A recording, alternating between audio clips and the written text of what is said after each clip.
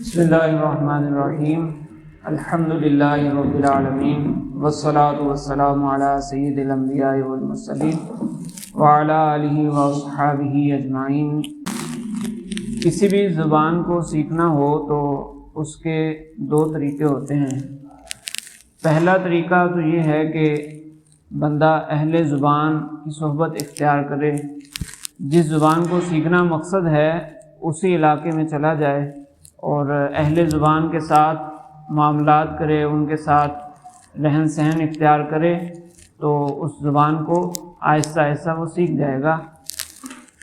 آپ کو معلوم ہوگا کہ بہت سارے لوگ جب دوسرے علاقوں میں جاتے ہیں تو اس علاقے میں رہتے ہوئے کچھ عرصے میں ہی وہ اس زبان کو سیکھ لیتے ہیں، اور اس زبان کے سیکھنے کے اس طریقے میں بندے کا پڑھا لکھا ہونا، ذی شعور ہونا، انتہائی عقل مند ہونا یہ شرط نہیں ہے۔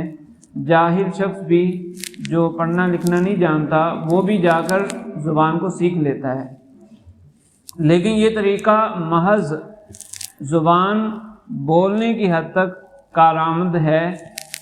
زبان بولنی ہو تو اس میں اس طریقے سے فائدہ حاصل ہوتا ہے۔ اگر کسی نے اس طریقے سے زبان کو سیکھ لیا تو یہ لازم نہیں کہ وہ اس طریقے کی بدولت اس زبان کو پڑھ بھی لے اور اس زبان کو لکھ بھی لے، یہ لازم نہیں ہے۔ صرف بولنے کی حد تک وہ اس زبان کو سیکھ لیتا ہے۔ اور زبان کو سیکھنے کا دوسرا طریقہ وہ یہ ہے کہ جب بندے کو اہل زبان تک رسائی حاصل نہ ہو، ان کی صحبت میسر نہ ہو، تو پھر دوسرے طریقے کو اختیار کیا جاتا ہے۔ وہ طریقہ ہے زبان کی گرامر کے ذریعے زبان کو سیکھنا۔ اور زبان کی گرامر سیکھ لیں تو اس سے فائدہ یہ حاصل ہوتا ہے کہ زبان آپ کو پڑھنا بھی آ جاتی ہے، لکھنا بھی آ جاتی ہے، اور زبان کی گہرائیاں بھی آپ کو معلوم ہو جاتی ہیں۔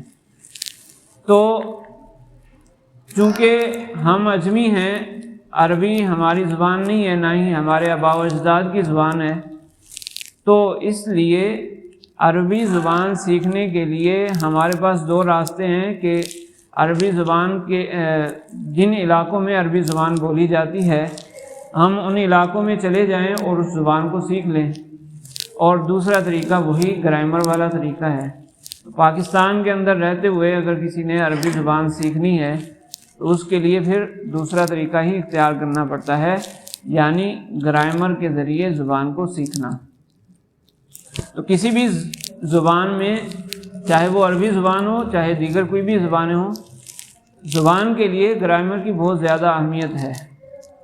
گرامر کے بغیر زبان کو سیکھنا یہ دیوانے کا خواب ہی ہو سکتا ہے، اور کچھ نہیں ہو سکتا۔ گرامر کی اہمیت زبان کے لیے بہت ضروری ہے، وہ آپ سب جانتے ہیں۔ یہاں ہمارا جمع ہونے کا مقصد وہ اسی گرامر کے حوالے سے ہی ہے، یعنی عربی زبان کو گرامر کے اعتبار سے کچھ دیکھا جائے۔ لیکن آپ حضرات میں سے اکثر جو ہیں وہ جامع تک پڑھ چکے ہیں۔ ایک کلاس وہ ہے جنہوں نے کافیہ پڑھی ہے، جو اگلے سال انشاءاللہ جامع پڑھیں گے، باقی سب وہ حضرات ہیں جو جامع بھی پڑھ چکے ہیں۔ تو میرا مقصد آپ کے سامنے جامع، کافیہ وغیرہ یا کسی دیگر کتاب کی دقائق کو آپ کے سامنے پیش کرنا مقصد نہیں ہے۔ گرامر جب بھی سیکھی جاتی ہے تو گرامر کے بھی دو طریقے ہوتے ہیں سیکھنے کے۔ ایک تو گرامر کو اس طریقے سے سیکھا جائے کہ بنیادی حیثیت حاصل ہو، گرامر کو زبان کے لیے اس کو اعلیٰ بنایا جائے، زبان سیکھنے کے لیے گرامر کا سہارا لیا جائے، یہ پہلا درجہ ہوتا ہے۔ اور دوسرا درجہ گرامر کا یہ ہے کہ انسان گرامر کے اندر انتہائی باریکیوں تک پہنچ جائے، اتنی دقائق تک پہنچ جائے کہ انسان پھر اس گرامر اور اس زبان کے لیے کوئی اپنی رائے پیش کر سکے، اس گرامر میں کوئی اپنی رائے پیش کر سکے، اپنا کوئی الگ سے قول پیش کر سکے۔ تو یہ ایک انتہائی محنت طلب درجہ ہے، تو ہمارا مقصد تو یہ نہیں ہے، ہمارا مقصد تو بنیادی حیثیت کو دیکھنا ہے، پہلے درجے کو دیکھنا ہے۔ بہت سارے طلباء سوالات کرتے ہیں کہ ہمیں عبارت نہیں پڑھنی آتی، ہمیں ترجمہ کرنا مشکل ہے، عبارت کی سمجھ نہیں آتی۔ تو اس دورے کا مقصد، اس جگہ چند دن بیٹھنے کا مقصد وہ صرف یہی ہے کہ آپ آسانی کے ساتھ عبارت کی طرف متوجہ ہو سکیں۔ دقائق کی طرف جانا ہمارا مقصد نہیں ہے۔ ایسا نہیں ہے کہ یہاں تنازع فعلان کی بحث شروع ہو جائے گی یا پھر جامی کے حاصل محصول کی بحث شروع ہو جائے گی، ایسا کچھ نہیں ہے۔ آسان انداز میں انشاءاللہ کوشش کی جائے گی کہ آپ کو بالکل آسانی کے ساتھ جو ضروری چیزیں ہیں وہ آپ کو بتا دی جائیں، ٹھیک ہے؟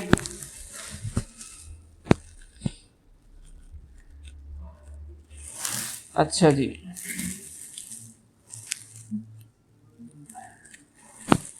جو صرف و نحو عربی گرامر کے دو حصے ہیں، ایک صرف ہے اور ایک نحو ہے۔ صرف و نحو کا بنیادی مقصد کیا ہے؟ دونوں کا بنیادی مقصد عربی عبارت کو پڑھنا اور عربی عبارت کو سمجھنا۔ عربی عبارت کو پڑھنا اور سمجھنا دونوں ہی اس صرف و نحو کے مقاصد میں سے ہے۔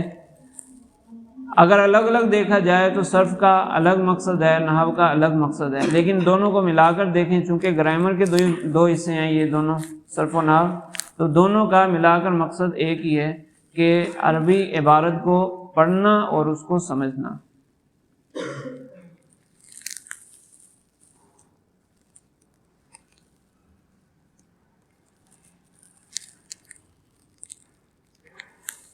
عربی زبان کے اندر اور کوئی بھی زبان ہو، کلام جب کلام بنتا ہے تو ہی اس سے کوئی فائدہ حاصل ہوتا ہے۔ آپ کو پتہ ہے کہ مرکب غیر مفید، وہ نام سے ہی ظاہر ہے کہ غیر مفید ہے، وہ فائدہ نہیں دیتا۔ تو مرکب مفید یعنی کلام ہی فائدہ مند ہوتا ہے۔ افہام و تفہیم کلام کے ذریعے ممکن ہوتی ہے۔ میں آپ کے سامنے بول رہا ہوں، پورے جملے ادا کر رہا ہوں تو آپ کو کوئی بات سمجھ آ رہی ہے۔ اگر میں تھوڑی سی بات بول کر خاموش ہو جاؤں، آدھا جملہ بول کر خاموش ہو جاؤں تو آپ کو کوئی بات سمجھ نہیں آئے گی۔ تو کلام یہی مقصود ہوتا ہے۔ اچھا، کلام چونکہ کلمات کے مجموعے کا نام ہے، کلام کے اندر کلمات ہوتے ہیں، تو کلمات کے بغیر کلام نہیں بن سکتا۔ تو کلام کی بنیاد جو ہے وہ کلمات ہی ہیں، لہٰذا صرف و نحو کے اندر کلمات کو ہی دیکھا جاتا ہے، کلمات کو مد نظر رکھا جاتا ہے۔ تو کلمات کی پہچان، پہلے نمبر پر تو کلمات کی پہچان ضروری ہے کہ کلمات کون کون سے ہوتے ہیں۔ کلمے کی 3 قسمیں آپ کو معلوم ہے، اسم، فعل، حرف۔ تو اگر کلمے کی من حیث الکلمہ بات کی جائے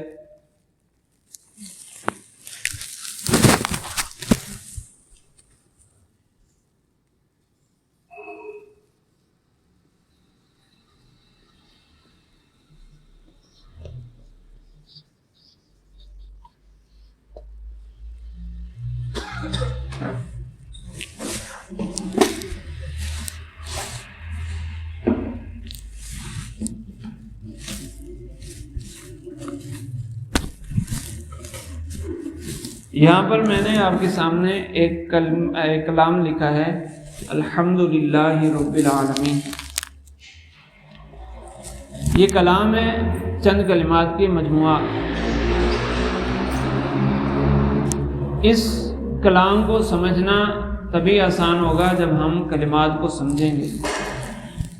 تو اس میں سے ایک کلمہ ہے الحمد، ایک لام ہے اور ایک اس میں جلالت ہے، رب اور عالمین، یہ کلمات ہیں۔ 1 2 3 4 5، اس کلام کے اندر 5 کلمات ہیں۔ کوئی بھی کلمہ اٹھا لیں، کلمے کی 2 حالتیں ہوتی ہیں، یعنی کلمے کے 2 حصے ہیں۔ اگر اسی کو ہم تھوڑا واضح کر کے لکھیں تو الحمد، اس کلمے کے 2 حصے ہیں۔ ایک یہ پہلے والا حصہ ہے اور ایک آخر والا حصہ، ٹھیک ہے۔ نحو میں جب آپ نے پڑھا ہوگا تو نحو یہی بتاتی ہے کہ کلمے کے آخر کو کیسے پڑھنا ہے، کلمے کی آخری حرکت کیا ہونی چاہیے، اور صرف کیا بتاتی ہے۔ اچھا، کلمے کی آخری حرکت جو ہے وہ نحو بتائے گی کہ کلمے کے آخر میں کس طرح پڑھنا ہے، اور ساتھ میں نحو یہ بھی بتائے گی کہ ایک کلمے کو دوسرے کلمے کے ساتھ ملانا ہو تو وہ کس طریقے سے ملایا جائے گا، ٹھیک ہے۔ اچھا، یہ جو پچھلا حصہ ہے آخری تو چلو نحو سے معلوم ہو گیا، یہ پچھلا حصہ یہ کہاں سے معلوم ہوگا؟ یہ صرف صرف سے معلوم ہوگا؟ نہیں، یہ غلط بات ہے کہ یہ صرف صرف سے معلوم ہو۔ اس کے لیے صرف بھی کام آتی ہے اور لغت بھی کام آتی ہے، صرف بھی بتائے گی اور لغت بھی بتائے گی۔ اگر یہ اسم ہوا، اس میں جامد ہوا تو کون بتائے گا؟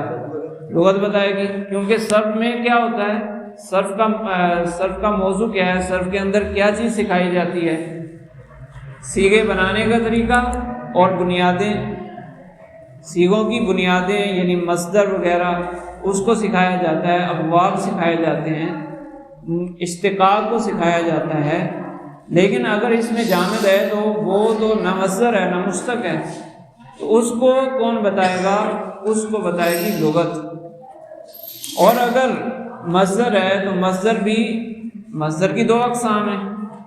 صرف کے اندر دیکھیں تو مصدر دو طرح کے ہوتے ہیں، ایک ہے ثلاثی مجرد کے مصادر اور ایک آگے کے مصادر ہیں۔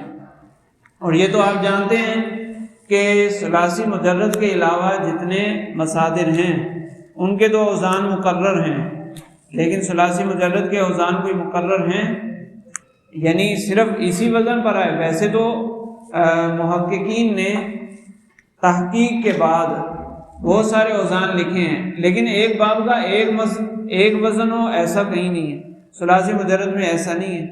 لہٰذا ثلاثی مجرد کا اگر وزن ہے، اس کو مصدر ہے، اس کو کیسے پڑھیں گے؟ اس کے لیے بھی ہمیں لغت کی ضرورت پڑے گی۔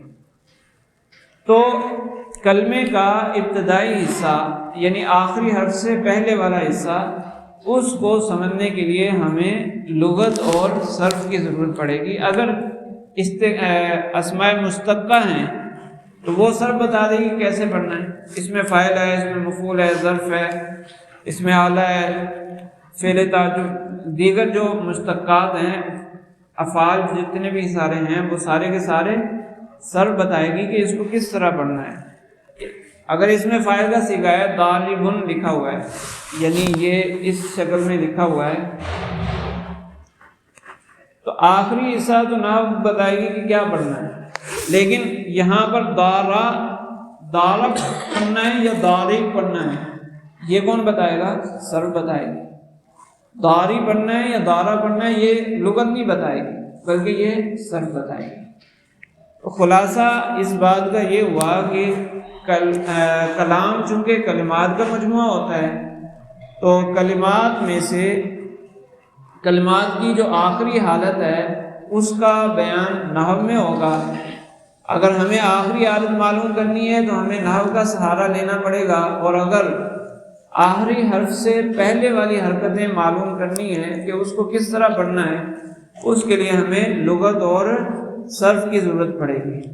اگر کوئی کہتا ہے کہ لغت کے بغیر مجھے عبارت سمجھ آ جائے تو اس کا یہ خیال بھی خیال ہی ہے، اس کا یہ خیال کبھی حقیقت کا روپ نہیں دھار سکتا۔ تو لغت بھی ہمارے لیے ضروری ہے، صرف بھی ضروری ہے اور نحو بھی ضروری ہے۔ اچھا جی، اب ہم دیکھتے ہیں کہ کلمات کی 3 قسمیں ہیں۔ ہم نے کہا نا کہ کلمات جو بھی کلمہ ہوگا اس کے آخری حرف کو نحو سے جوڑیں گے اور پچھلے والے حصے کو صرف یا لغت سے معلوم کریں گے۔ لیکن کلمات کی چونکہ 3 قسمیں ہیں، اسم، فعل، حرف۔ حروف کے بارے میں آپ کو پتا ہے کہ حروف سارے کے سارے مبنی ہوتے ہیں، تو اس کو سمجھنے کی کوئی ضرورت نہیں ہے، وہ تو آپ کو معلوم ہے کیسے پڑھنے ہیں، حروف جارہ ہیں تو کیسے پڑھنے ہیں، حروف مشبہ بالفعل ہیں تو اس کو کیسے پڑھنا ہے، حروف عطف ہیں تو اس کو کیسے پڑھنا ہے، حروف شرط ہیں تو ان کو کیسے پڑھنا ہے، یہ سارے آپ نے پڑھے ہوئے ہیں۔ حروف جتنے بھی ہیں وہ سارے کے سارے آپ نے پڑھے ہوئے ہیں، اور وہ مبنی بھی رہتے ہیں، ان میں کوئی تبدیلی نہیں آتی۔ تو جس طرح آپ نے پڑھا ویسے ہی پڑھنا ہے، کوئی اس میں نئی بات نہیں ہے۔ لہٰذا ہم حرف کو یہاں پر چھوڑ دیں گے، حرف کو یہاں پر ہم چھوڑ دیں گے، حرف کی بات نہیں کریں گے۔ ہاں ترجمہ، جب ترجمے کی تھوڑی بات ہوگی تو اس میں حرف کی بات بھی آئے گی، لیکن پڑھنے کے اعتبار سے میں کہہ رہا ہوں کہ اس میں ہم حرف کی بات بالکل نہیں کریں گے۔ اچھا، باقی دو قسمیں ہیں، فعل اور اسم، دو قسمیں ہیں نا، حرف کو چھوڑ دیں تو کلمے کی باقی دو قسمیں اسم اور فعل۔ آپ جانتے ہیں کہ جو فعل ہوتا ہے وہ کلام کے اندر صرف مسند بننے کی صلاحیت رکھتا ہے، مسند الیہ نہیں بنتا۔ تو فعل صرف مسند بنتا ہے۔ کلام کے اندر تین چیزیں ہوتی ہیں، ایک مسند، ایک مسند الیہ، اور تیسری چیز فضلہ اضافی چیزیں۔ مسند الیہ سے ہٹ کر جو چیزیں ہوتی ہیں وہ فضلہ کہلاتی ہیں۔ تو جو فعل ہے وہ صرف مسند بن سکتا ہے، مسند الیہ نہیں بن سکتا، نہ ہی فضلہ بن سکتا ہے۔ جبکہ اسم جو ہے وہ مسند بھی بن سکتا ہے، مسند الیہ بھی بن سکتا ہے، اور فضلہ بھی بن سکتا ہے۔ ٹھیک ہے، فضلہ سے مراد مسند الیہ کے علاوہ چیزیں۔ کلام میں اصل تو مسند الیہ ہوتی ہیں، تو اس کے علاوہ دیگر جتنی بھی چیزیں ہوں گی وہ فضلہ کہلائیں گی۔ تو اسم تینوں جگہ پر آ جاتا ہے۔ تو جب اسم کے واقع ہونے کی جگہیں زیادہ ہیں تو اسی لیے کلام کے اندر ہمیں کثرت سے نظر آنے والی چیز بھی اسماء ہیں، چاہے وہ اسماء مشتقہ ہوں، چاہے اسماء جامدہ ہوں، کوئی بھی ہو، لیکن اسماء کی تعداد افعال سے اور حروف سے بہت زیادہ ہے۔ اب اسی جملے کو دیکھ لیں، اس میں 5 کلمات ہمیں نظر آئے، ایک الحمد، دوسرا لام جارہ، تیسرا اسم جلالت، چوتھا رب، اور پانچواں عالمین۔ 5 میں سے ایک کلمہ جو ہے وہ حرف ہے، اور باقی 4 کے 4 اسم ہے۔ تو اسم کی کثرت پائی جاتی ہے کلام عرب میں، فعل انتہائی کم پایا جاتا ہے۔ لہٰذا ہم زیادہ جو بحث کریں گے وہ اسم کے بارے میں بات کریں گے، ٹھیک ہے۔ اور نحو کے اعتبار سے تو چونکہ کلمے کی آخری حرکت کے بارے میں بات ہوتی ہے، لہٰذا اسی کے بارے میں ہم بات کریں گے۔ اچھا، اسم میں بھی ویسے فعل میں بھی ہے، اسم کے اندر اگر چونکہ میں نے کہا نا کہ ہم خصوصاً اسم کی طرف جائیں گے، تو اسم کی 2 قسمیں ہیں، معرب اور مبنی۔ مبنی آپ نے پڑھے ہوئے ہیں، مبنی کی 8 اقسام، اسماء غیر متمکنہ جو مشابہ مبنی الاصل ہوتی ہیں، وہ آپ نے 8 اقسام پڑھی ہیں، مضمرات، اسماء اشارات، اسماء موصولات۔ اس کو پڑھنے کا طریقہ وہاں لکھ دیا گیا، اس میں کوئی تبدیلی نہیں ہوگی، وہ جیسے ہیں ویسے ہی پڑھے جاتے ہیں، کبھی کوئی تبدیلی ہوئی؟ اسماء اشارات ہے، ہاؤلائی ہے تو ہاؤلائی ہی پڑھا جائے گا، اس میں کبھی تبدیلی نہیں آئے گی۔ تو نحو اور صرف نحو کے ذریعے جب ہم سیکھیں گے تو وہ ظاہر سی بات ہے، مبنی تو آپ نے سیکھ لی ہے، تو اب معرب کو ہمیں پہچاننا ہے۔ پہلے تو پہچان کرنی ہے کہ مبنی ہے یا معرب۔ جب مبنی ہے تو وہ تو وہی ہے جو آپ نے پڑھ لیے، معرب ہے تو پھر ہم نے دیکھنا ہوگا کہ اس میں ہم کیا پڑھیں، ٹھیک ہے۔ اچھا جی، وہ نہیں ہے صاف کرنے والا، کوئی چیز کپڑا دیں، رہنے دیں، آ جائیں۔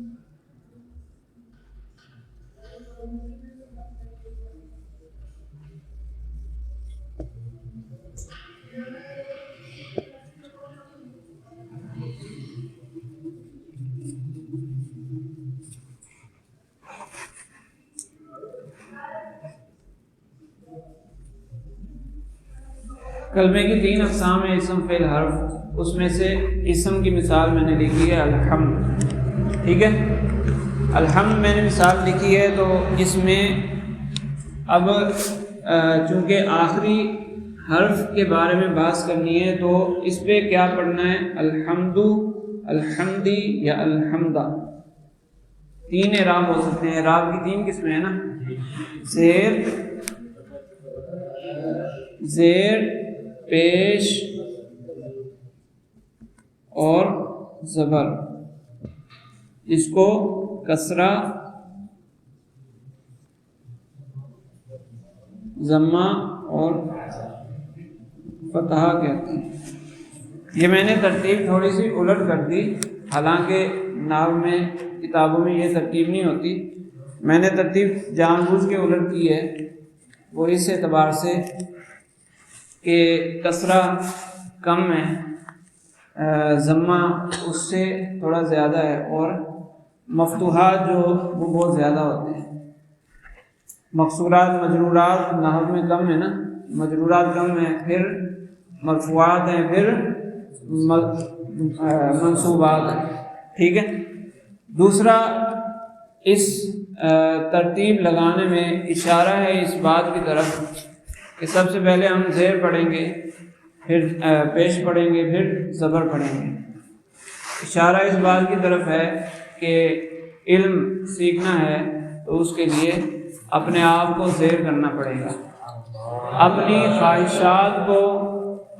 خواہشات کو توڑنا پڑے گا، اپنے آپ کو علم کے آگے زیر کر دو، اپنی خواہشات کو توڑ دو تو علم اپنا آپ پر پیش کر دے گا، اور پھر علم آپ کے اندر ضم ہو کر آپ کو زبر کر دے گا، آپ کو فتح عطا کرے گا، ٹھیک ہے۔ تو اس لیے پہلے ہم نے زیر کو دیکھنا ہے، پھر پیش کو، پھر زبر کو، یعنی سب سے پہلے ہم نے علم کے آگے اپنے آپ کو جھکا دینا ہے۔ اچھا جی، ایک بات درمیان میں، آپ چونکہ سب پڑھے ہوئے ہیں، جامع تک پڑھے ہوئے ہیں، اور علماء یہ فرماتے ہیں، ہمارے بزرگ یہ فرماتے ہیں، میں نے کئی طلباء کو یہ بات بتائی ہوئی ہے، پھر جن کو نہیں پتا ان کو بتا رہا ہوں۔ حضرت ملک المدرسین حضرت عطا محمد بندیالوی رحمہ اللہ، جو مدرسین کے بادشاہ ہیں، وہ فرماتے تھے کہ جب طالب علم جامع پڑھ لیتا ہے تو استاد اور طالب علم برابر ہو جاتے ہیں، وہ اس اعتبار سے کہ کبھی استاد اور طالب علم دونوں کو سبق سمجھ آ جاتا ہے، کبھی ایسا ہوتا ہے کہ استاد کو سبق سمجھ آیا، طالب علم کو نہیں آیا، مطالعے کی بات ہو رہی ہے، مطالعے میں طالب علم کو نہیں سمجھ آیا، استاد کو سمجھ آیا، استاد نے صبح سمجھایا تو طالب علم کو بھی سمجھ آ گیا۔ بعض بات ایسا ہوتا ہے کہ طالب علم کو رات کو مطالعے میں سبق سمجھ آ جاتا ہے، استاد کی توجہ اس طرف نہیں ہوتی تو استاد کو وہ بات صحیح طرح سے سمجھ نہیں آتی، تو اس میں کوئی وہ معیوب بات نہیں ہے، ظاہر سی بات ہے، استاد بھی تو ایک انسان ہے نا، اس سے بھی سہو ہو سکتا ہے، اس سے بھی خطا ہو سکتی ہے، تو اس میں کوئی عیب والی بات نہیں ہے۔ لیکن میرے اس بات کا یہاں پر مقصد یہ تھا کہ آپ چونکہ اتنا کچھ پڑھ چکے ہیں تو آپ اس کو یہ نہ سمجھیں کہ یہ تو بچوں والی چیز ہمارے سامنے شروع کروا دی گئی، ایسا نہیں ہے۔ نحو کی اہمیت، چاہے وہ دورہ حدیث کر چکا ہو، چاہے وہ پچھلے کسی درجے میں ہو، چاہے وہ مفتی ہو، چاہے وہ عالم ہو، چاہے مدرس ہی کیوں نہ ہو، نحو و صرف کی ضرورت اس کے لیے مسلمہ ہے۔ ہمارے اکابر کا یہ طریقہ رہا، خصوصاً حضرت علامہ شرف قادری رحمہ اللہ، ان کا یہ طریقہ تھا کہ اچھا، اس سے پہلے یہ دوسری بات کہ ہمارے ہاں تو چونکہ دورہ حدیث وہ مقرر جو پیچھے سے طلبہ آتے ہیں، یعنی پچھلے سالوں سے جو پڑھتے ہوئے آ رہے ہیں وہی دورہ حدیث کرتے ہیں، لیکن دیگر مدارس میں ایسا نہیں ہوتا۔ دیگر مدارس، بہت سارے مدارس تو ایسے ہوتے ہیں کہ جہاں پر درس نظامی دورہ حدیث سے پہلے تک کیا جاتا ہے، دورہ حدیث وہاں پر میسر نہیں ہوتا، اس کی کلاس وہاں پر نہیں ہوتی، اور اگر کلاس ہو بھی تو پھر طلبہ کی خواہش یہ ہوتی ہے کہ دورہ حدیث ہم فلاں کسی مشہور استاد کے پاس جا کر کریں۔ تو اگر کوئی بڑے استاد ہوں، مشہور بزرگ ہوں جو دورہ حدیث کروا رہے ہوں، تو ان کے پاس دورہ حدیث والوں کی تعداد کافی زیادہ ہوتی ہے، بڑی بڑی کلاسیں بن جاتی ہیں۔ وہ مختلف جگہوں سے موقوف علیہ پڑھ کر بہت سارے طلبہ وہاں پر آ جاتے ہیں دورہ حدیث کرنے کے لیے۔ تو اسی طرح حضرت علامہ اشرف قادری رحمہ اللہ جب دورہ حدیث کرواتے تھے تو ظاہر سی بات ہے ان کے پاس پتہ نہیں کہاں سے لوگ علم حدیث کے لیے آتے تھے۔ اب اتنے سارے لوگ آ رہے ہیں تو داخلہ دینا ہے، کس طرح داخلہ دیں؟ کوئی شرائط تھی تو ان کی وہ خود ٹیسٹ لیتے تھے، جو دورہ حدیث کرنے کے لیے آتا تھا اس سے ٹیسٹ لیتے تھے، اور ٹیسٹ میں نحو میر سنی جاتی تھی۔ جو دورہ حدیث میں داخل ہو رہا ہے اس سے نحو میر سنی جاتی تھی۔ کیوں؟ اس لیے کہ دورہ حدیث میں زیادہ تعلق عبارت سے ہوتا ہے۔ حدیث سمجھانا یہ تو استاد کا کام ہے، لیکن طلبہ نے جلدی چونکہ عبارت پڑھنی ہوتی ہے، احادیث بہت زیادہ ہوتی ہیں، جلدی عبارت پڑھنی ہے، تو اگر نحو نہیں آئے گی تو پھر کیسے عبارت پڑھیں گے؟ تو ان کا طریقہ کار یہ تھا کہ دورہ حدیث میں داخل ہونے والوں سے نحو میر سنتے تھے۔ اسی طرح آج کل جب تنظیم المدارس کے تحت جو تخصص فی الفقہ کا کورس ہوتا ہے، اس میں آپ کو شاید معلوم ہو کہ ایک انٹری ٹیسٹ ہوتا ہے۔ انٹری ٹیسٹ کب ہوتا ہے؟ شوال کے بعد انٹری ٹیسٹ ہوتا ہے۔ انٹری ٹیسٹ کے نتیجے کی بنیاد پر فیصلہ ہوتا ہے کہ فلاں طالب علم جو دورہ حدیث کر چکا ہے وہ طالب علم تخصص کی کلاس میں بیٹھ سکتا ہے یا نہیں۔ وہ ایک انٹری ٹیسٹ ہوتا ہے۔ تو انٹری ٹیسٹ کے اندر بہت ساری چیزیں، مختلف چیزوں کا سوال کیا جاتا ہے، یعنی کافی سارے سوالات ہوتے ہیں مختلف فنون میں، جس میں سے صرف و نحو کے سوالات بھی ہوتے ہیں۔ تو صرف و نحو کی اہمیت یہ کبھی بھی ختم نہیں ہوتی، چاہے کوئی مدرس ہی کیوں نہ بن جائے، چاہے کوئی بڑے سے بڑا مفتی نہ بن جائے، اس کے لیے صرف و نحو کی اہمیت اپنی جگہ برقرار رہے گی۔ تو یہ بات میں اس لیے کر رہا ہوں کہ آپ اس کو کوئی وہ بچوں والی چیز نہ سمجھیں، بلکہ یہ ایک انتہائی اہم چیز ہے، اور آسان انداز میں کوشش کی جائے گی تو آپ اس کی طرف توجہ مبذول رکھیں۔ بہرحال بات یہ ہو رہی تھی کہ اعراب 3 ہے، زیر، پیش، زبر۔ سب سے پہلے ہم زیر یعنی کسرہ یعنی جر کی بات کریں گے۔ تو کلام عرب میں مجرورات کتنے ہیں؟ کلام عرب میں مجرورات 2 ہیں۔ کون سے؟ لیکن میں کہتا ہوں 2 نہیں ہے، پھر نہیں، میں کہتا ہوں 2 سے زیادہ ہیں۔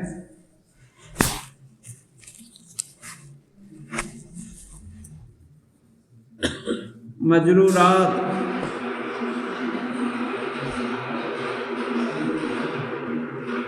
مجرور بحرف جر اور دوسرا مضاف الیہ۔ کہا یہی جاتا ہے کہ کلام عرب میں یہی 2 مجرور ہیں، کوئی اور مجرور ہے ہی نہیں۔ حالانکہ اور بھی بہت ساری مثالیں ملتی ہیں جہاں جر پایا جاتا ہے۔ اذان کے بعد جب دعا پڑھی جاتی ہے تو اس میں کہا جاتا ہے آتی سیدنا محمدن الوسیلۃ، محمدن الوسیلۃ۔ یہ نون کے نیچے کسرہ آیا ہے، کس نے دیا؟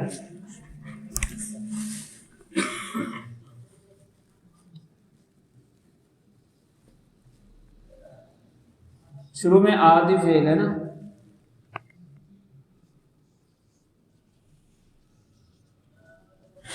اب یہاں نہ تو حرف جر ہے نہ ہی اس کے پیچھے کوئی مضاف ہے، تو یہاں پر بھی کسرہ ہے، اور بھی صورتیں ہیں، تو پھر اس کا کیا جواب ہے؟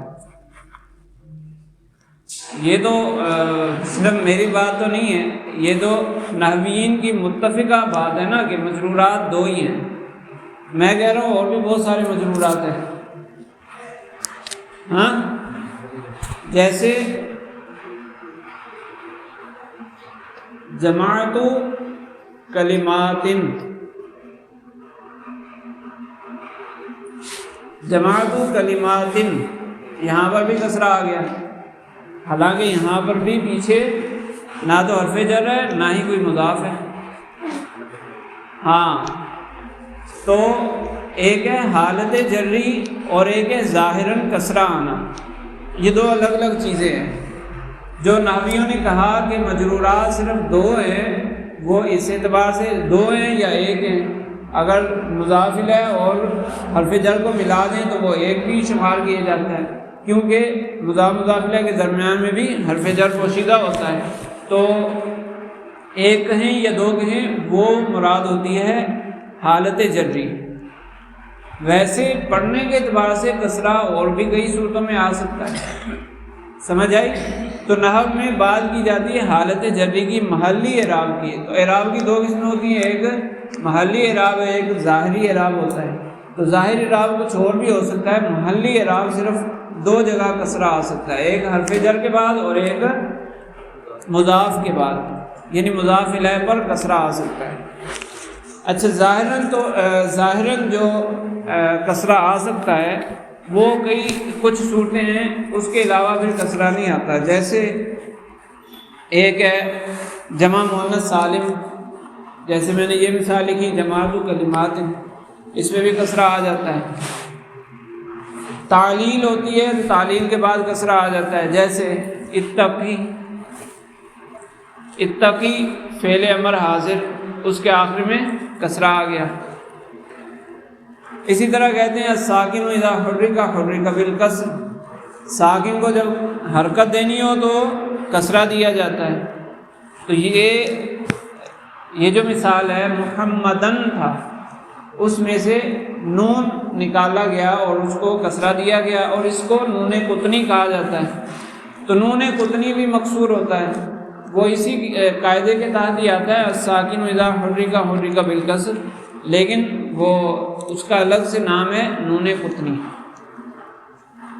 اسی طرح نون تثنیہ غلامانی غلامینی، نون تثنیہ جو ہے وہ بھی مکسور ہوتا ہے۔ ظاہراً میں ظاہراً کی بات اس لیے کر رہا ہوں کہ چونکہ آپ نے پڑھنا ہے تو پڑھتے ہوئے آپ کو واضح ہو جائے، اس لیے میں ظاہراً بات کر رہا ہوں، ورنہ نحو میں اس کی بات نہیں کی جاتی، وہ تو پھر جب 16 اقسام ذکر کی جاتی ہیں تو وہاں بتا دیا جاتا ہے، یا دیگر قاعدے جب ذکر کیے جاتے ہیں تو وہاں بتا دیا جاتا ہے۔ میں اس اعتبار سے آپ کو بتا رہا ہوں کہ ظاہراً چونکہ ہم نے عبارت پڑھنی ہے تو وہ کس طریقے سے پڑھی جائے گی۔ تو بہرحال خلاصہ یہ ہوا کہ کلام عرب کے اندر مجرورات دو چیزیں ہیں، ایک وہ جس کے پیچھے حرف جر موجود ہو، اور ایک وہ جس کے پیچھے مضاف موجود ہو۔ تو جو طلبہ سوال کرتے ہیں کہ عبارت ہم کیسے درست کریں، وہ بھی توجہ کریں کہ ہمارے پاس آپشن 3 ہی ہوتے ہیں، کوئی بھی لفظ پڑھنا ہے آخری حرف کیسے پڑھیں، 3 آپشن ہیں ہمارے پاس۔ وہ آپشن 3 کیا ہیں؟ یا تو زبر پڑھیں، یا زیر پیر پڑھیں، یا پیش پڑھیں، 3 اعراب میں سے کوئی ایک اعراب پڑھنا ہے نا۔ تو آسانی اس بات میں ہو گئی کہ کسرہ کو پڑھنے کے لیے 2 چیزوں کا ہونا ضروری ہے، کہ اس سے پہلے حرف جر ہو یا مضاف ہو۔ اگر یہ نہیں ہے تو کسرہ کو تو نکال ہی دو۔ اب احتمال کتنے بچے؟ 2، کہ یا تو ضمہ پڑھنا ہے یا فتح پڑھنا ہے۔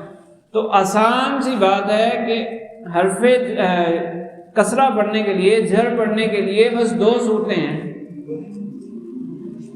عبارت کو درست کرتے ہوئے آپ نے یہ دیکھنا ہے کہ کسرہ کوئی بھی لفظ، ظاہر سی بات جب بھی کوئی لفظ آپ کے سامنے آئے گا، جیسے میں نے یہاں لکھا تھا نا الحمد، میں نے کہا کہ اس پہ الحمد بھی پڑھ سکتے ہیں، احتمال کے اعتبار سے بات کریں تو الحمد، الحمدہ، الحمدی تینوں ہو سکتے ہیں نا۔ تو جب آپ عبارت پڑھنا شروع کریں گے اس میں کیا ہوگا، شروع سے آپ دیکھیں گے کہ اس میں کیا پڑھوں، رفع پڑھوں، رفع پڑھوں، فتح پڑھوں یا کسرہ پڑھوں۔ تو سب سے پہلے تو کسرے کا احتمال نکال دیں، اگر پیچھے حرف جر ہے تو پھر کسرہ ہے، اگر پیچھے مضاف ہے تو کسرہ ہے، ورنہ کسرے کا احتمال تو خارج ہو گیا، باقی بچا نصب و ضمہ، یہ دو احتمال بچے۔ ان دو احتمالوں کو پھر ہم تفصیل سے دیکھیں گے، ابھی ہم تھوڑی سی اسی پہ بات کرتے ہیں۔ تو یعنی مضاف کی وجہ سے مجرور ہونا اور حرف جر کی وجہ سے، حرف جر کی وجہ سے مجرور ہونا، حروف جارہ تو 17 ہیں، مخصوص تعداد ہے، اس میں سے بھی کثرت سے استعمال ہونے والے چند حروف ہیں، 17 میں سے چند حروف ہیں جو کثرت سے استعمال ہوتے ہیں، باقی جو حروف جارہ ہیں وہ کثرت سے استعمال نہیں ہوتے۔ تو حروف جارہ صرف اور صرف 17 ہے، آپ اگر ان کو ذہن میں رکھیں گے تو آپ کی عبارت کا کافی سارا حصہ حل ہو گیا کہ یہ حروف ہوں گے تو کسرہ پڑھنا ہے، یہ حروف نہیں ہے تو کسرہ نہیں ہے۔ جیسے وہ عبارت لکھی تھی نا الحمدللہ رب العالمین، لام حرف جار آ گیا تو اس لیے ہم نے اس میں جلالت پر کسرہ پڑھ دیا، اگر حرف جار نہ ہوتا تو ہم کسرہ نہ پڑھتے۔ تو کسرہ پڑھنے کی دو صورتیں ہیں، ایک حرف جار اگر آ جائے اور دوسرا ہے مضاف۔ اگر مضاف ہے تو پھر مضاف الیہ پر کسرہ پڑھنا ہے۔ مضاف الیہ کی آسان پہچان یہ ہے کہ اگر دو اسم اس طرح جمع ہو جائیں کہ پہلا نکرہ ہو اور دوسرا معرفہ ہو، پہلا نکرہ ہے اور دوسرا معرفہ ہے، تو بس آنکھیں بند کر کے اس کو مضاف الیہ بنا دو۔ یا اسی طرح تین اسم ایک لائن سے جمع ہو گئے جس میں سے پہلے دو نکرہ ہیں اور تیسرا معرفہ ہے، تو اس کو بھی آنکھیں بند کر کے مضاف الیہ بنا دو تینوں کو، کہ پہلے پہ کیا اعراب پڑھنا ہے اس کو دیکھیں گے، دوسرا اور تیسرا یہ دونوں مجرور ہوں گے، ٹھیک ہے۔ تو عموماً جو مضاف الیہ استعمال ہوتا ہے وہ اسی طرح ہوتا ہے کہ ایک نکرہ ہوتا ہے، یعنی پہلا نکرہ اور دوسرا معرفہ۔ ایک صورت ہے کہ جب اس کے خلاف بھی استعمال ہو جاتا ہے اور وہ مضاف الیہ ہوتے ہیں، لیکن وہ صرف اضافت لفظیہ میں ہوتا ہے۔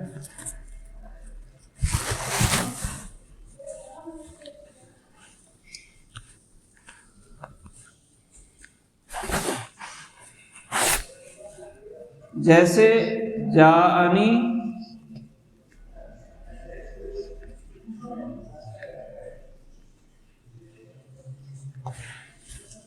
جاءنی کے بعد ہے الضارب اور الرجل، دونوں ہی معرفہ ہیں، دونوں معرفہ ہیں، تو ہم اس کو کس طرح پڑھیں؟ چونکہ الضارب یہ اس میں فاعل کا صیغہ ہے، تو اضافت لفظیہ میں یہی ہوتا ہے کہ صیغہ صفت اپنے معمول کی طرف مضاف ہو۔ تو الضارب اور الرجل کو اگر مضاف الیہ بنائیں تو دیکھنے میں دونوں ہی معرفہ ہیں، لیکن اس کو مضاف الیہ بنا سکتے ہیں، اس کو یوں پڑھ سکتے ہیں کہ جاءنی الضارب الرجلی، ٹھیک ہے۔ تو یہ ایک صورت ہے جو دو معرفہ اسموں کو مضاف الیہ بنا دیتی ہے، لیکن اس کے علاوہ ایک معرفہ ہو ایک نکرہ ہو، نکرہ پہلے ہو، نکرہ مقدم ہو، معرفہ مؤخر ہو، تو اسی کو مضاف الیہ بنایا جاتا ہے۔ تو بس آسان ہو گیا، عبارت کا بہت سارا حصہ ہمارے لیے آسان ہو گیا، ہم نے یہ سمجھ لیا کہ کسرہ پڑھنے کے لیے ہمارے پاس دو چیزوں کا ہونا ضروری ہے، اس کے علاوہ ہم کسرے کے بارے میں سوچیں بھی نہیں۔ سب سے پہلے تو یہ دیکھ لیں کہ یہاں پر حرف جار موجود ہے یا نہیں، دوسرے نمبر پر بھی یہ دیکھ لیں کہ اس سے پہلے اضافت ہے یا نہیں، مضاف موجود ہے یا نہیں۔ اگر یہ دو چیزیں نہیں ہیں تو پھر آپ کسرے کا احتمال بھی اپنے ذہن سے نکال دیں۔ اب باقی دو چیزیں بچی، اس کو سمجھنا بھی اتنا مشکل نہیں ہے، وہ ایسا ہم سمجھیں گے۔ بہرحال یہ دو یہیں پر ہم اپنے سبق کا اختتام کرتے ہیں۔ خلاصہ یہی ہوا کہ عبارت، چونکہ ہمارا مقصد کیا ہے، اس دورے کا مقصد یہی ہے کہ عبارت پڑھنا اور اس کو سمجھنا ہمارے لیے آسان ہو جائے۔ تو عبارت پڑھتے ہوئے تین احتمال تھے کہ آخری حرف پر ہم کیا پڑھیں، رفع، جر، نصب کیا پڑھیں۔ اس میں سے ایک احتمال ہم نے سمجھ لیا کہ اگر حرف جر موجود ہوگا یا اس سے پہلے کوئی مضاف موجود ہوگا تو ہم کسرہ پڑھیں گے، جر پڑھیں گے، ورنہ ہم جر نہیں پڑھ سکتے۔ ٹھیک ہے، باقی دو احتمال وہ رہ گئے۔ یہاں تک اگر کسی کو کوئی بات سمجھ نہ آئی ہو، ویسے تو کوئی اتنی گہری بات میں نے کی نہیں ہے، آسان باتیں ہیں، صرف آپ کی توجہ دوبارہ اس چیز کی طرف لانے کے لیے یہ باتیں کی ہیں۔ اچھا، اس کو ہم پریکٹیکل بھی کریں گے، یعنی عبارت میں اس چیز کو فٹ کر کے بھی دیکھیں گے، تو اس لیے آپ اس کی طرف خاص توجہ رکھیں۔ پھر بھی اگر کسی کے ذہن میں کوئی سوال ہو تو وہ کر سکتا ہے۔